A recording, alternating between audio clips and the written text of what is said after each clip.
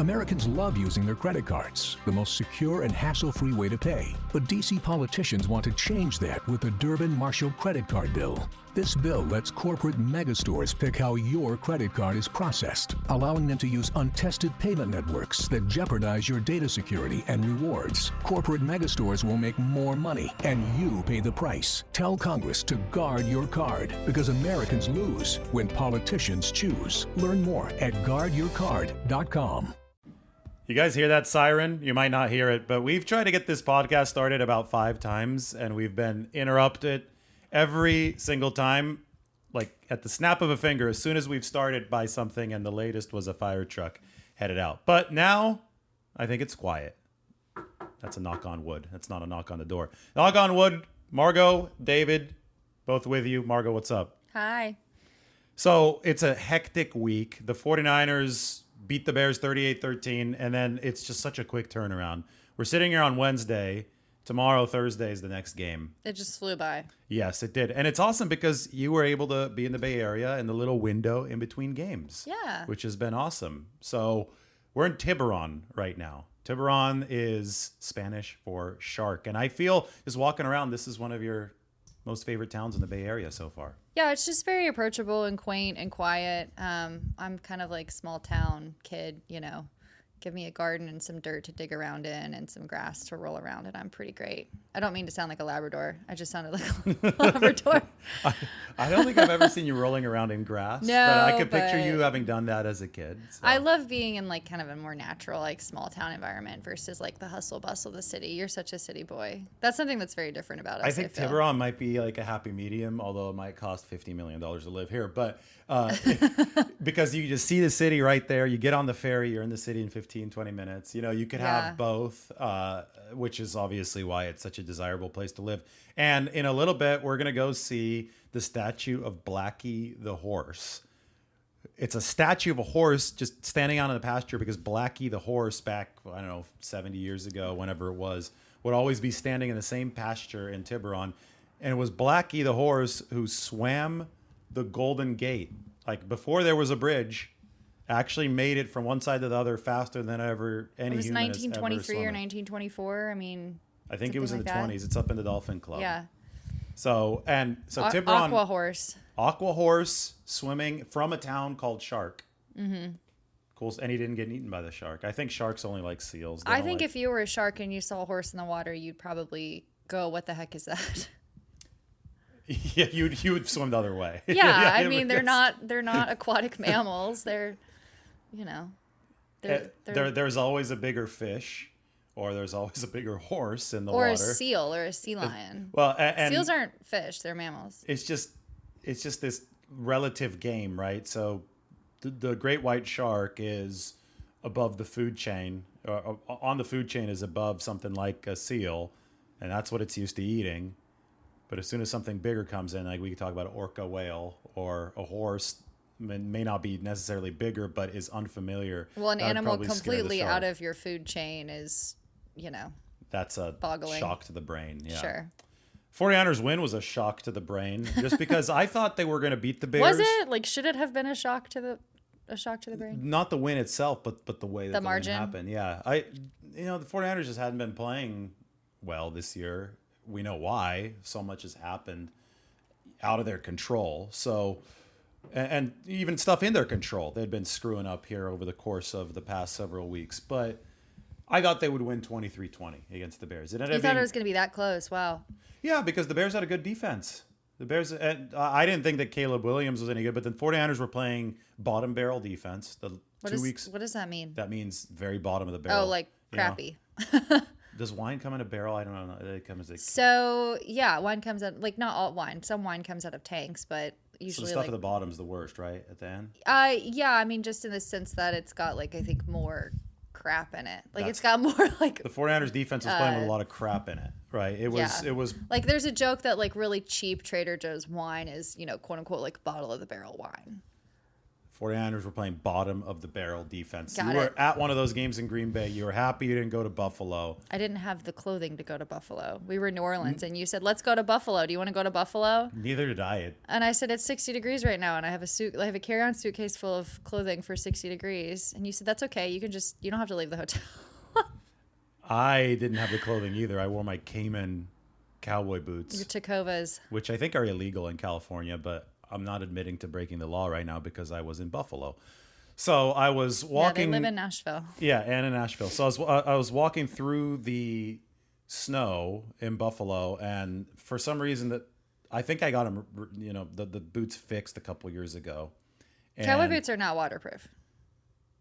were they waterproof before that though? No. Okay, well that was my mistake. Anyway, some of the Cayman skin got wet, but it dried out, so it was fine. But anyway, I looked down on my boots. I'm like, oh my god. My These feet boots are are wet. not for the snow. And the reason I wore them there is because I thought that Buffalo Stadium would be civilized and that, okay, you're in the press box, you take an elevator down to the locker room, you don't actually have to be outside all that much. I was wrong. You have to walk through the blizzard to get from the press box to the locker room. Nice. And it feels like a ski resort. We talked about that in the show last week. It was crazy out in Buffalo. But anyway, the 49ers defense was playing bottom barrel defense there. They're playing bottom barrel defense in Green Bay. And I said, even if Caleb Williams is not a good quarterback, even if the Bears struggle offensively, he'll score 20. They'll find a way to score 20. Just because the defense won't be holding up. And the other side, the Bears had the number 5 defense in the league. And Really? Yeah. And Brock Purdy Really? just eviscerated them. That's what made that win significant for the 49ers, because it wasn't just like some terrible defense that they put 38 That they points. patched together, yeah. The 49ers looked like the 49ers of old against a good defense. They did. They looked very explosive. We watched all the, what do you call that tape without all the commercials and stuff? It's the condensed game. The condensed game. Okay, I hate watching football like a normal member of the human public, at home Now that you've seen the necessarily. condensed Now that game. I've seen the condensed game, because what's the time difference? 30 minutes. We watched the whole game in You half can an literally hour. watch the entire football game in 30 minutes. Yeah. Like play, play, play. Now you don't necessarily get the exclamation from the play-by-play guys in the booth or like the radio guys who are like calling and explaining what's happening. you Like want a that's replay. sometimes chopping, like kind of choppy. Yeah. But I like it. It's just you get a much better picture visually of like how a team is performing when it's that condensed versus, oh, let me watch this, car commercial and then another insurance commercial and a beer commercial, and it's just drawn out so much. When I analyze games, my workflow is as such. First, obviously, the game ends. I go to the locker room, do all that stuff. Very first thing I'll do is watch the condensed replay, because that's a way to encapsulate. It solidifies what everything, actually yeah. happened in your brain. And that's before I go and watch the coach's tape. So What's the coach's tape? Coach's tape is, I think you probably see me tweet some videos of it. Actually, in the video that we did yesterday from the Water Temple, that was Coach's tape video. That was. So is it just more raw? Yeah, let me find it for you here. Is the angle different at all? Like, are they watching Yes, it at all? It's from further up, because when So you it's watch, more of a bird's eye view. yeah, because when you watch on TV, you actually don't see all 11 players on the field. It's a little bit more zoomed in. So Oh, so the coach's tape is just kind of like a wider angle to where you can see everybody on the field. here you go. That's coach's This tape. is Coach's tape from the end zone. There's also Coach's tape from the side. Okay, yeah, the coach's tape from the end zone is cool. That's how I watched the LA game in week 3, and I really enjoyed it. You sat in the first row. I'm so proud of the tickets I got you. It was the he took second good deck care of first me. row. Lorenzo And and Jason. Jason were all Yeah. there. Yeah. And you saw Jawan Jennings explode. By the way, look at Guerrero. We're watching tape of Guerrero on his 30-yard run. 31 on the Bears misjudges how fast Guerrero is. I'm going to pause it right here. He's like, oh, yeah, normal running back speed. I'm going to take the angle, tackle him. Guerrero is a track star. He ran. That's right. He ran Yep. track in college. So he hits 5th gear here. Look at 31, just be like, oh, crap. From that angle he got Yeah, around and then me. number 1 has to like make it up for him. Number 1 is Jalen Johnson out of Fresno. Shout out to Central High School. But that's Kevin Byard. He used to star for the Titans, 31. Not anymore. Now he gets run by on the Bears. So that's the coach's tape. And you Cool. see a little bit more. We included Just a little more raw. some of the coach's tape in our video from the Water Temple. You check that out on YouTube, by the way. And those of you who haven't subscribed to the podcast, make sure you go check out the Lombardi Lounge podcast. And that is on Apple Podcasts, Spotify, wherever you do get your podcasts. You could subscribe there. This right now is the coach's tape that I'm showing Margo. I'm describing it to you since you're just listening, but this is the sideline coach's tape. On TV, you're much closer, so it cuts off the safeties. Got it. Okay, So you're a little bit more see, zoomed in. They call all 22 because you could see all 22 players. Got it. That's cool. And they look more like little X's and O's on a whiteboard. And then here, we could talk about the play that we talked about at the Water Temple really quickly. So it was a Bears game. Bears play. Yeah. Brock Purdy's under center, right? You see him. He is about to take under center means that you're under center. You're going to get the snap from the center. And the shotgun means that you stand back and the center has to hike the ball, like snap the ball to you, and it has to fly a few yards. Those are two very different formations.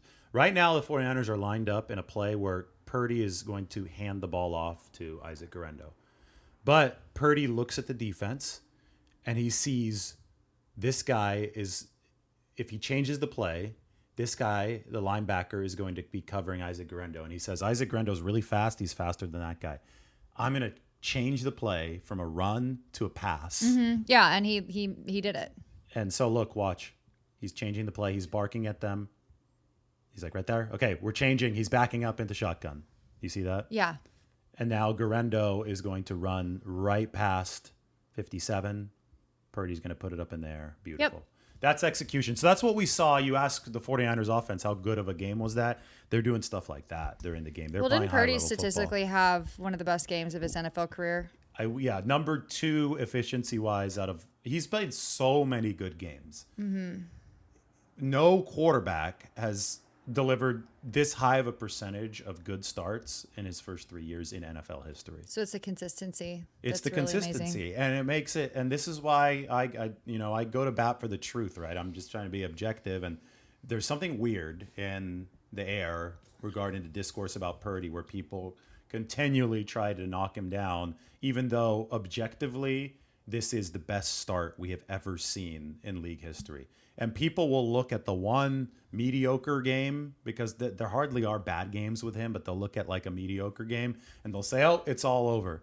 If you applied that same standard to Peyton Manning, Tom Brady, all those guys would be out of the league before 4 years were up. I think it's just lazy. I think it's just lazy trolls saying, oh, Purdy sucks, and it's like, okay, and like, not true, but what else do you have? I mean, it's so like, it's got to be so easy to just, the quarterback is kind of like the kicker in a sense that you can just put blame on them. They're either a hero or they're, the villain of the game or of the week, whatever have you. But I just find it like really lazy reporting when people are like, oh, well, the quarterback's just not great. And it's like, okay, so put in the backup, the most popular guy. What else you got, Yeah. like, But they couldn't say that after this game against the Bears. And then we also watched the highlights of the Rams and the Bills. And it's almost like our little preview look at Rams and 49ers. The Rams offense was also red hot against the Bills. They were dynamite. They look a little scary out there. I think Sean McVay is definitely a dark horse. That said, that was the number 5 defense that Purdy and the 49ers did that against. The Rams are number 29. And ooh, that's exciting. And you were at the game in week 3 where the 49ers offense didn't have trouble. They should not have lost that game. Like, out of all of the games, I'm even thinking about the Seattle game. I don't know, the Seattle game at Levi's and then the week 3 game against the Rams that the Niners had, that those both. Arizona, week 5. They blew that one too. It's just like you can't blow those tiny games. It just ruins your season. It was terrible because all 3 of those blown games were division games. Collectively, yeah. Yeah. Yeah, and if that's they really had what won just matters. one of those, they would be in solid position right now. Instead, they are facing long odds. That being said, the next few days are going to be fascinating because if Purdy and the 49ers can out-duel Stafford and the Rams, then we're going to go back. We're going to have our Christmas party in Nashville. It's going to be great on Saturday. And then on Sunday night, we can watch the Packers play the Seahawks.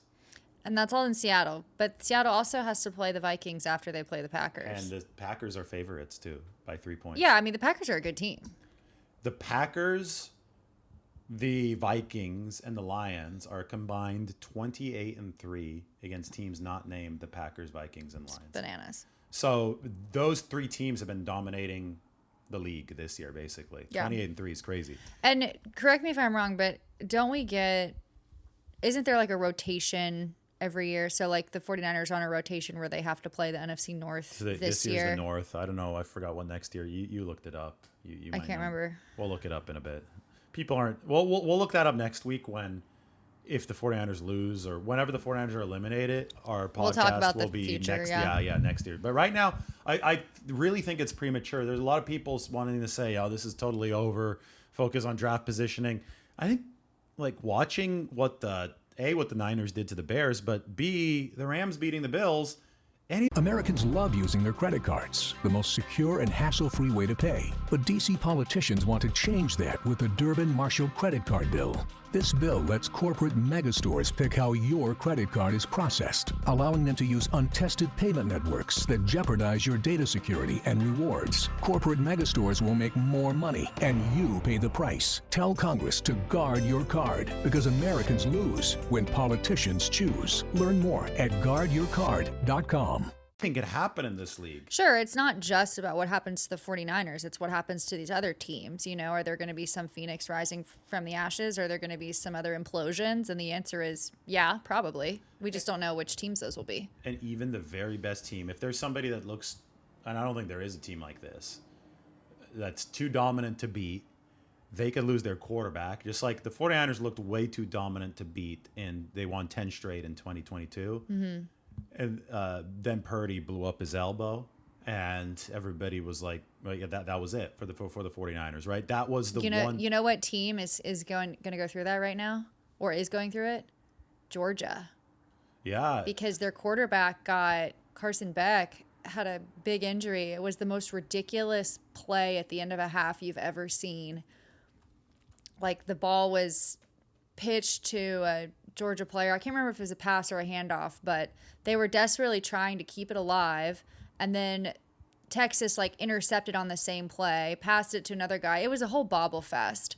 And then, it was re-intercepted back by Georgia. And then Carson Beck was pancaked on the ground, just looking like he was unwell. And he didn't go back in until the end of the game. The very last play, but he wasn't throwing. And his whole arm was encased in this giant ice. In college, they don't have to be as transparent about injuries, but Georgia did release a statement saying it's a UCL, which is exactly what Purdy. That was Purdy. So that's the elbow. Yeah, and they didn't announce the MRI results, but they said no timetable on return. So there's a very good chance, reading this, that it's the same injury as Brock Purdy's torn UCL. Right, and so that was the Georgia-Texas game. That was the SEC championship. Yep. Georgia squeaked out. They were about to go into overtime, I believe, but they managed to pull it off in storybook fashion. I think they won in overtime. Did they win in overtime? It was in overtime, yeah.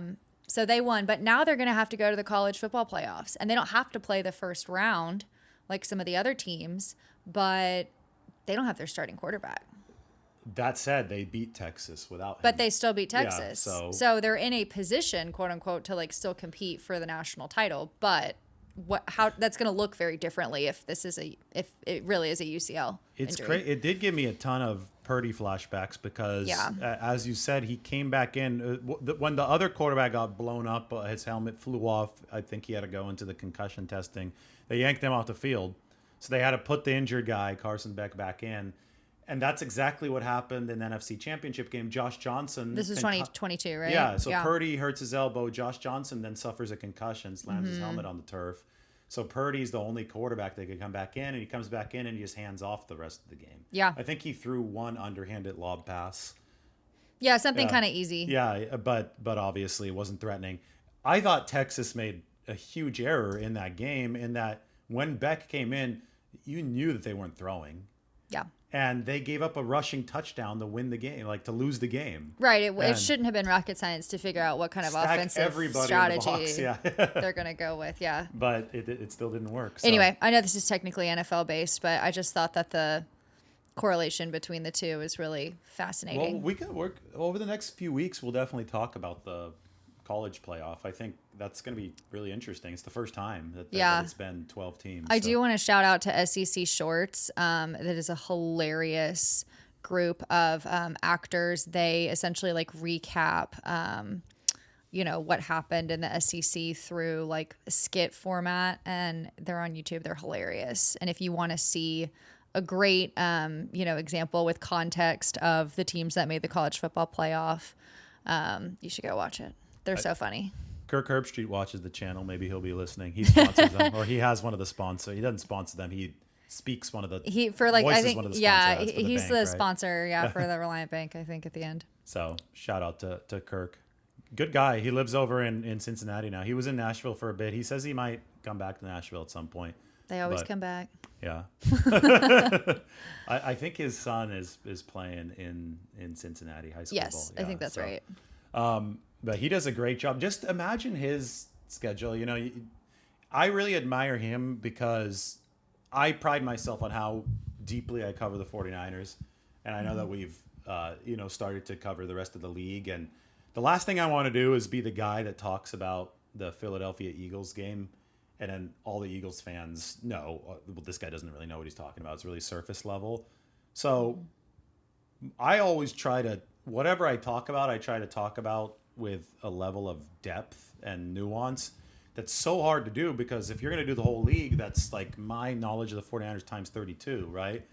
Kirk, I feel, knows the whole league. Well, he does college and NFL. And then college on top of that. Yeah, he does both. And then he's flying he to does his all son's the games. all the football.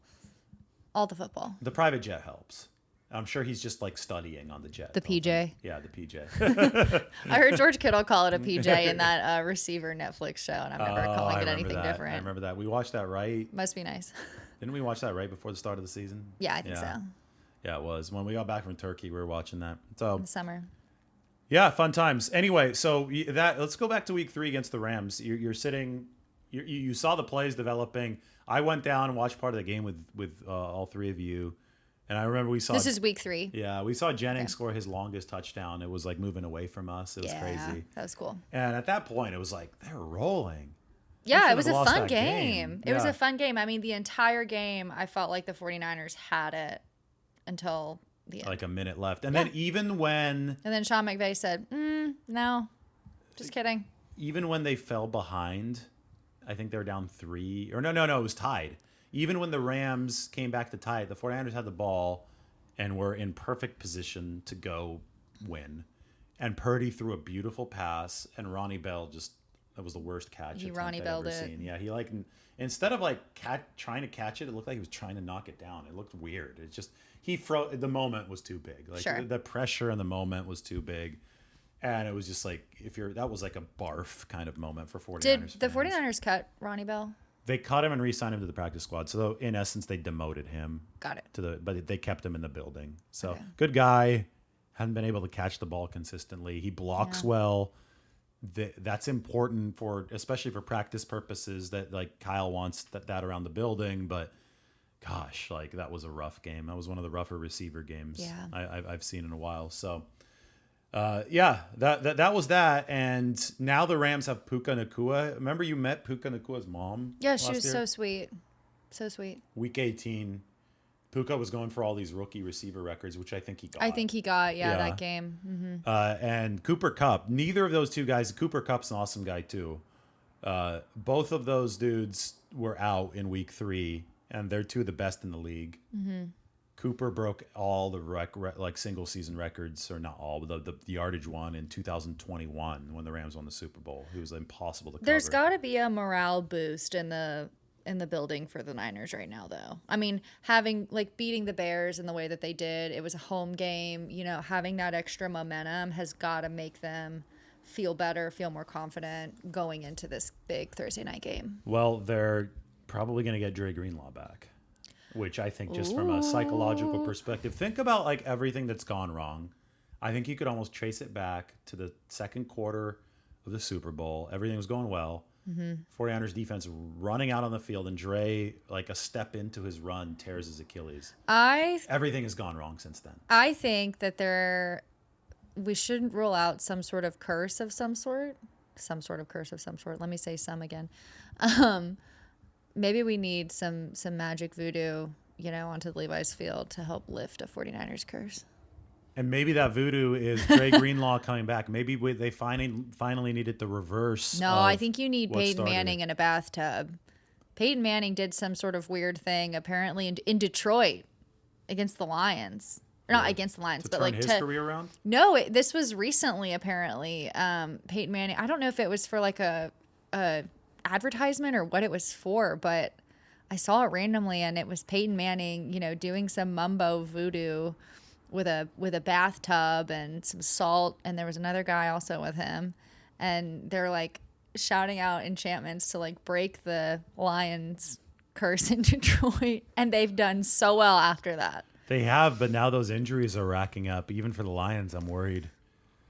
It's tough. I know that they've been squeaking by, but like they'll have a bye. This was a team that was beating others by 30 or 40 points when they were healthy earlier in the season, and now has the margin decreased? Yeah, I mean, last Thursday was the game they won at the very end I guess against that's the Packers. true. They squeaked by the Bears. Remember? Mm-hmm. I mean, so the same Bears team that the 49ers just thrashed 5 ways to Sunday. Almost beat the Lions. Almost beat the Lions. Was that the game that the Bears head coach got fired? Lost track of the okay. clock. That was Thanksgiving that we were watching that. Yeah, exactly. Right. It's all blurring together. I know it's December. There's Christmas lights and Christmas trees and, inflatable reindeer on everyone's roofs. Here's but the thing. Just get into the dance. That's what they say. Find your way into the playoffs, and anything can happen. Yeah. Get your ticket. It's exciting. Get invited, and you're good. Today we're gonna have a super fun day. As people, this is the shout out to Marin County kind of day. We're right here in Tiburon. I'm just looking at a map of Margo. So first we're gonna go by Blackie's pasture. We're gonna see the horse. Then downtown Mill Valley. Downtown Larkspur. I've got a surprise for you in San Anselmo. Oh. I think you'll like it. San Geronimo up to Nicasio, where we're gonna see a big horse ranch. It's called Dane Hill Manor. Pretty. And then from there, Point Reyes, down the coast, Muir Beach. So we're just taking like a big loop, essentially. Making a big loop. Yeah. Back across the to bridge. the city. I would say it'll take us about 3 or 4 hours, and cool. So it'll be perfect. Anyway, if you like Tiburon, you're gonna like the rest of this day. I think it'll be a lot of fun. It'll be fun. I love getting out of the countryside. Yeah. What do you think is gonna happen? 49ers-Rams. Do you think the 49ers have it in them? Do you think they have some juice? I've been thinking a lot about this game and the season. I think the 49ers can do it. When I look back to each week and, whether it's a W or an L, even if it's last minute, like those divisional games we just recapped against the Cardinals, the Seahawks, and the Rams earlier this season, so much of what the 49ers' main challenge is. So it's like baking a cake. You're like baking a very complex cake, okay? You have flour, you have salt, you have sugar, you have like all of these different ingredients. So you not only need to have the right ingredients, but you also need to make sure you have them in the correct amounts. Just because you have all the ingredients, if you throw them together, you're not going to get the end result of a cake that you are trying to bake. Yeah. So I feel like some games, they have all the ingredients, but like the measurements are wrong. Or they have the right measurements, but they have the wrong ingredients. Or they're like skipping a step. Instead of going 1, 2, 3, 4, they're going like 1, 3, 4, 2. Something has always been a little bit off, except for this past Sunday. Yes. And like what's frustrating is, given years past, I say years, like literally last year, the game this past week, they've proven that like they can bake the cake. They have the right ingredients and they have the right quantities to deliver, but it just seems to really vary week by week. So you wonder like, what's the factor that's changing that up? Is that like the head chef? Is that a sous chef? Is that just, John Lynch came in and told the team last week that said our playoffs start now. This is a playoff game. Yeah. And if we win, this is a playoff win. They're treating now like the playoffs. And they have to. Yeah. So maybe a lot of people are procrastinators and they're deadline pressure. Sure. Maybe the 2024 49ers are the ultimate procrastinators. Last minute, rushing to get it done. Yeah. Sometimes it burns you. They're in position to be burnt right now. Their probability is not good. Like, let's not pretend that it is. But there's still a path, and we'll see if that path does end up materializing. We could talk about the rest of the league, too. We talked about the Lions beating the Packers 34-31. Steelers over the Browns, 27-14. The Steelers, let me get the standings open. Wasn't that the snow game? No, that was a rematch of the snow game. That was a couple of weeks ago. Oh, that's right, because that was at Cleveland and this one was in Pittsburgh. And this one, the Steelers were. So I got the teams right. It was revenge for the Steelers, right? Because the snow game was the Browns winning, so that flipped. But Pittsburgh, they're 10-3, plus 85 point differential. Yeah, Pittsburgh is just one of those teams I feel like they constantly get looked over. But hasn't that head coach produced a winning season every year? Or at least 500, I think. And yeah. It's impossible to go 500 now because there's 17 games. But back when it was 16 games, right? You could. And now they have a quarterback because Russell Wilson is playing some really good football. So they're 10-3. Steelers are going to be in the playoffs. They haven't clinched a spot yet, but one more win. One more win will do it. I was about to sneeze, and then the sneeze just passed. Don't you? Oh, yeah. Isn't that the least satisfying feeling ever? Like, I think part of my body was saying don't sneeze because I was reaching for the cough button on the mic and I couldn't find it, but we got it. All right. We do not need to spend any time besides reporting the score on Saints-Giants, 14-11. The Saints, they got to win against the Giants. Aaron Rodgers and the Jets keep on losing. The Dolphins beat the Jets 32-26, and that's next for the 49ers. Americans love using their credit cards, the most secure and hassle-free way to pay. But DC politicians want to change that with the Durbin-Marshall credit card bill. This bill lets corporate megastores pick how your credit card is processed, allowing them to use untested payment networks that jeopardize your data security and rewards. Corporate megastores will make more money, and you pay the price. Tell Congress to guard your card, because Americans lose when politicians choose. Learn more at guardyourcard.com. A trip to Miami. Yeah, I'm gonna enjoy that Miami trip. Little sunshine, hanging out with Paul and Lexi and James. Dolphins are up to 6-7, so if they win this weekend, I have a question.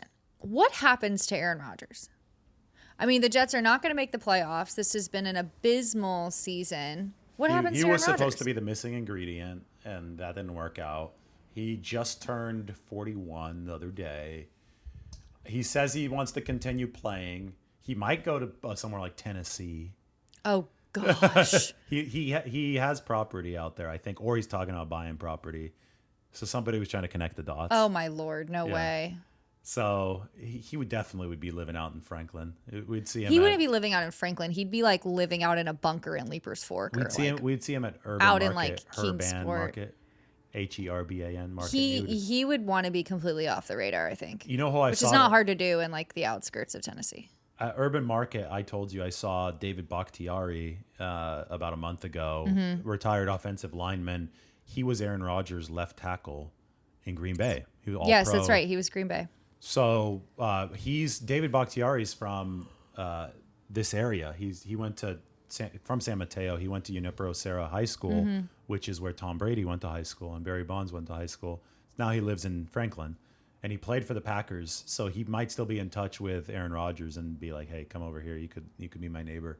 I'm not playing anymore, but you could be my neighbor in Franklin." I don't know if I want to. I mean, Aaron Rodgers to me is kind of like the Grinch. Like, I don't want to touch it with a 90.5 foot.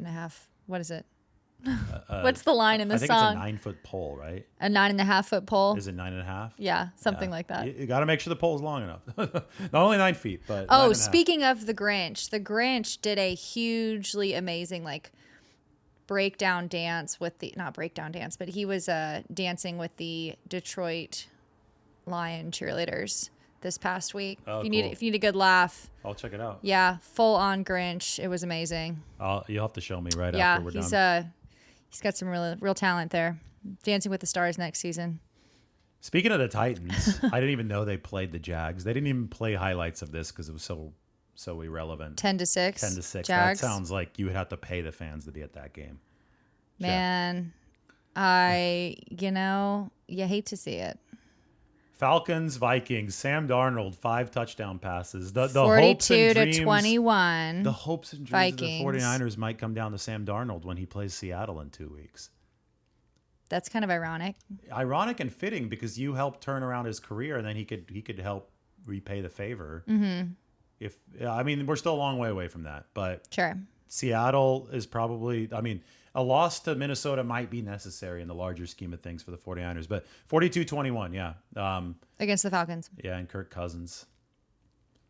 The Eagles just snuck by the Panthers, who are starting to play better. 22-16. Yeah, there's some drama with the Eagles. Supposedly Jalen Hurts and A.J. Brown as receiver aren't friends anymore. I remember the 8th grade. Yeah, it sounds really middle school. And then I think it was Brandon Graham, who's one of their defensive linemen, came on a podcast and accidentally let it slip out. It's like, yeah, they need to communicate better because like they're not on top. It was stupid, and everybody like freaking out. It was kind of like Debo, like going on Twitter, social X. media, X, and saying the reason I'm struggling is I'm not getting the ball, and then he got community noted. Oops. It's like that emoji, the eek emoji. Yeah. So people always looking for little things. The Eagles have won how many straight games? I mean, I've lost track of how many they won in a row. Let's look here. This will say Eagles haven't lost since 9 games ago. Oh, my their win gosh. streak. The Niners won 10 in a row to close 2022. Wow. And then they ended up, I think, 12 before the 13th was the loss where Purdy blew up. I think that's his one elbow. thing too. Like the losses for the Niners just like sting a little bit more because we're, the Niners are used to like that streak of like win, win, win. Yeah, stacking wins. They've only stacked wins once this year. Consecutive wins once. That was Weeks crazy. ago. Yeah, it was, and it also straddled the bye week. It was Dallas and Tampa, so it didn't even feel like 2 straight wins because there was a bye because there was that pause. So Yeah, they just haven't built momentum. Welcome to the roller coaster. Speaking of the devil, the Bucks, 28-13 over the Raiders. Raiders are what, like 2-10? I think the Raiders are 2-11. way out. They're not. They're terrible. They've been eliminated from the playoffs at this point. The Raiders are 2-11, minus 125 point differential. Ooh. Then the Seahawks, and the they beat the Cardinals. Cardinals. So anyway, Is that what we wanted? the Niners. Is that what the Niners wanted? I think- I always toggle between like we You can. and You- like You the can. Niners. You can. Like, Yeah, is it first person or is it third person? Because You're- it feels like first person a lot. Like, obviously, the Niners are a big part of our life, and You can. know. I can't, but I think it's totally fine for you. I mean, I also can wear like fan gear if I want. I can be exactly. a fan. Don't tell them about your jersey. I don't know what you're talking about. 6-7 for Arizona, 7-6 for the Rams, 8-5 for Seattle. 49ers are 6-7. I don't think Arizona loss hurt the 49ers. I think they would rather have seen a Seattle loss. So that just puts more pressure on the Packers and on the Vikings. And then the Rams play the Seahawks to close the season at SoFi. So there's a lot of intriguing football coming up. The 49ers just need a win on Thursday to give us some fun scoreboard watching over the weekend. And a hope and a prayer. Yeah. Oh, I'm sorry. Yes, you're talking about the Seahawks, the Cardinals The Seahawks, yeah. for this next week. I thought you were talking about that. Bills, Rams, 44-42 LA. Okay, then this was ridiculous. I think you were still Did we flying talk? We at talked this about point. the Bills and the Rams game, right? Yeah, we that did. was so explosively fun. Like that was just a fun game to watch. Yeah. Typically when the defenses disappear, it is. And that's good. I think that's good for the 49ers, that half of it is, that the fact that the Rams Can are go not beat a stopping. team that's already they're like number 2 in the AFC, right? The Bills. No, but the part that's good for the 49ers is the Rams defense is not playing well. So the 49ers can put up points this week, I Yeah. think. Yeah.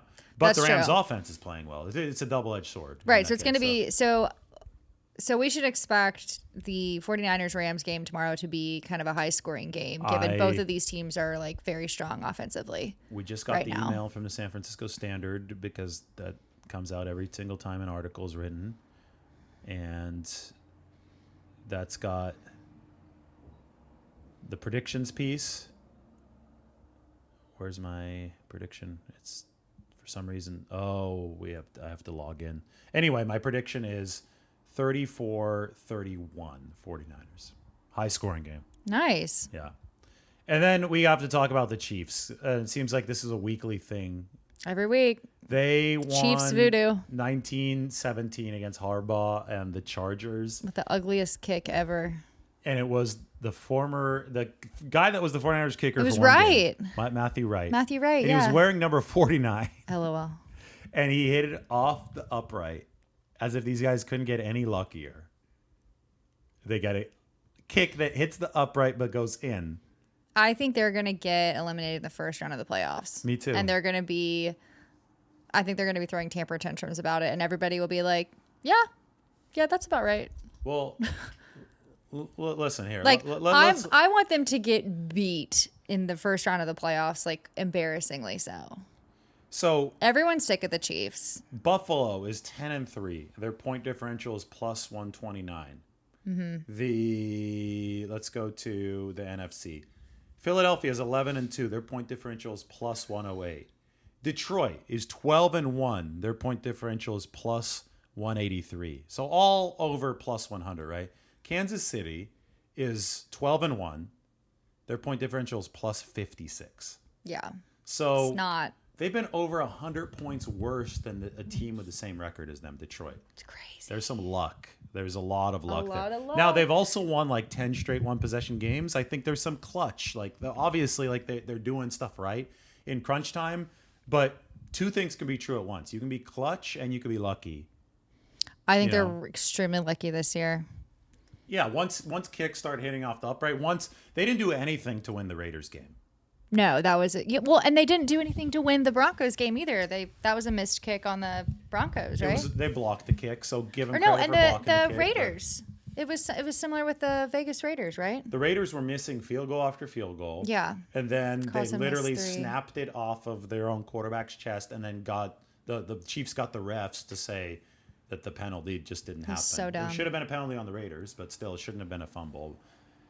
I think, so yes, dumb. I agree with you. I think it's lining up to be a loss for the Chiefs in the divisional round of the playoffs. Who do you think beats them in the playoffs? I don't know what it might. It's hard to guess that right now. Well, we'll see if they're the number 1 seed. They probably should be. Yeah. They might lose a couple games here at the end. They're 12-1. They're in line to be the number 1 seed right now. I think the Bills have clinched though. So they would be playing somebody that has to win the wild card. Mm-hmm. It could be the Chargers. It could be somebody like the Chargers. I would love to see Jim Harbaugh go in and dismantle Andy Reid's Chiefs. Yeah, and they almost That beat would them be this fun. past week. Yeah, so it could be somebody like the Chargers. We'll see. Or it could be Baltimore. Oh my God, do you think the Ravens are going to choke again this year?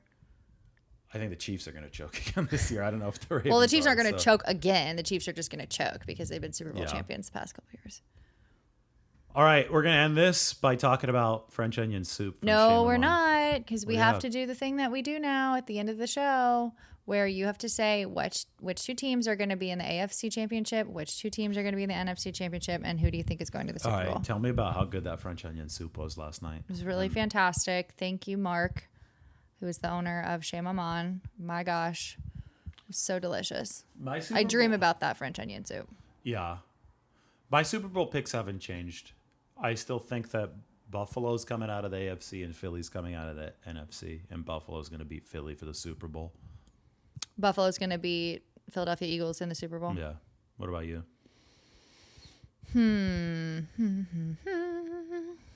NFC. I'm going to go. You know what? I'm just going to go by the book this week because I feel like I didn't get to watch a ton of the games. And so I don't feel like I have a ton of information right now. But I do think NFC Championship, you'll have Lions and Eagles. And then AFC, you'll have the Chiefs and the Bills. And then I think it's going to be Lions-Bills Super Bowl. And I think the Bills will be denied a 5th time. That would be... It would be it would be traumatic and horrible for either of those teams to make the Super Bowl and lose, because neither have had a Super Bowl win in their franchise history. A white knuckle Super Bowl, just because you would know the heartbreak that's coming for either team. But 49ers fans know heartbreak too, even though they've won a lot. We know pain. We're stronger for it. We, they, me, a 49ers fan. I mean, it's all fair. The 49ers are stronger for it. All right, this has been the Lombardi Lounge. Make sure you go and subscribe on iTunes, Spotify, wherever you're listening to the podcast. And if you're listening to it somewhere else, then make sure you go and sign up, subscribe, do your review, all that good stuff there. We'll see you next week. See you next week. Americans love using their credit cards, the most secure and hassle-free way to pay. But DC politicians want to change that with the Durbin-Marshall credit card bill. This bill lets corporate megastores pick how your credit card is processed, allowing them to use untested payment networks that jeopardize your data security and rewards. Corporate megastores will make more money, and you pay the price. Tell Congress to guard your card, because Americans lose when politicians choose. Learn more at guardyourcard.com.